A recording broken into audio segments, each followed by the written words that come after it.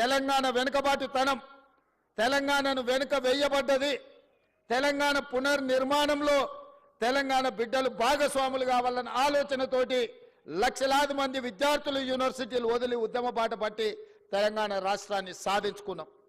ఆ సాధించుకున్న తెలంగాణ రాష్ట్రంలో ఈరోజు తెలంగాణ భవిష్యత్తును తీర్చిదిద్దడానికి మీరందరూ ఈరోజు ప్రతిన చేయబోతున్నారు. ఈ తెలంగాణ నిర్మాణంలో మీరు భాగస్వాములు కాబోతున్నారు. ఇది బాధ్యత. ఇది బాధ్యతనే కాదు, ఇది ఒక భావోద్వేగం. నేను ప్రతి ఉద్యోగ నియామకాల సందర్భంగా నేను చెప్తున్నా, ఇది ఉద్యోగం కాదు, ఇది భావోద్వేగం. ఈ తెలంగాణ నిర్మాణంలో మనం భాగస్వాములం అవుతున్నాం. ఏ విధంగా అయితే ముఖ్యమంత్రి నాకు ఒక భావోద్వేగమో, ఏ విధంగా అయితే లక్షలాది మందికి రాని అవకాశం ఈరోజు నాకు ముఖ్యమంత్రి వచ్చిందో, ఈరోజు ఇంజనీర్లుగా మీకు కూడా లక్షలాది మంది విద్యార్థులు పోటీ పడితే మీరు ఎన్నికైనరు. మీ బాధ్యతను మీరు మరవద్దు. ఈ ఉద్యోగాన్ని ఉద్యోగంలాగా కాకుండా భావోద్వేగంగా భావించండి. ఈ తెలంగాణ నిర్మాణంలో మీరు భాగస్వాములు కాబోతున్నారు. తెలంగాణ భవిష్యత్తు నిర్మాణంలో ఈ ఇంజనీర్లదే కీలకమైన బాధ్యత.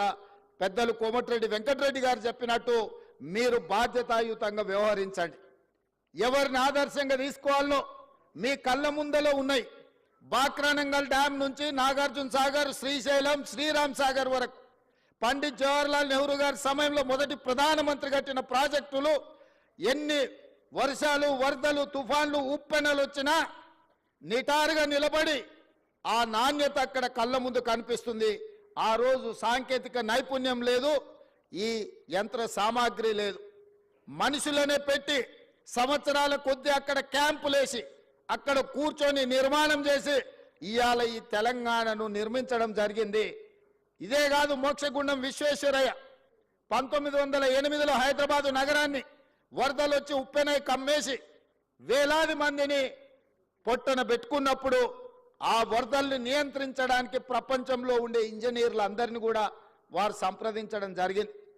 అందులో మోక్షగుండం విశ్వేశ్వరయ్యను వారు నియమిస్తే వారు ఈరోజు నిర్మించిన man made wonders Osman Sagar, Himayat Sagar, మనం ముద్దుగా పిలుచుకునే గండిపేట నుంచి మొదలు పెడితే పురాణపూర్ బ్రిడ్జ్ల వరకు ఈరోజు హైదరాబాదు నగరంలో ఆనాడు ఈ వరదల్ని, అనంతగిరి కొండల్లో నుంచి వచ్చే వరదల్ని నియంత్రించడం ద్వారా, నిలువరించడం ద్వారా గండిపేట, ఉస్మాన్ సాగర్లను నిర్మించి ఖాళీ నీళ్ల కోసమే కాదు వాటిని తాగునీటి వనరులుగా మార్చి లక్షలాది మంది హైదరాబాదు ప్రజలకు దాహార్తిని తీర్చడానికి మోక్షగుండం విశ్వేశ్వరయ్య నిర్మించిండు. వారు ఇంజనీర్ కాబట్టే, క్వాలిటీ కలిగిన ఇంజనీర్ కాబట్టే అలాంటి గొప్ప మ్యాన్ మేడ్ వండర్స్ను, అద్భుతాలను నిర్మించి మనకిచ్చాడు. 115 సంవత్సరాలైనా మొన్న ఎండాకాలంలో గోదావరి, కృష్ణలో కరువు వచ్చి ఎండిపోయి తాగునీటి సమస్య ఏర్పడ్డప్పుడు హైదరాబాదు నగర దాహార్తిని తీర్చింది ఉస్మాన్ సాగర్.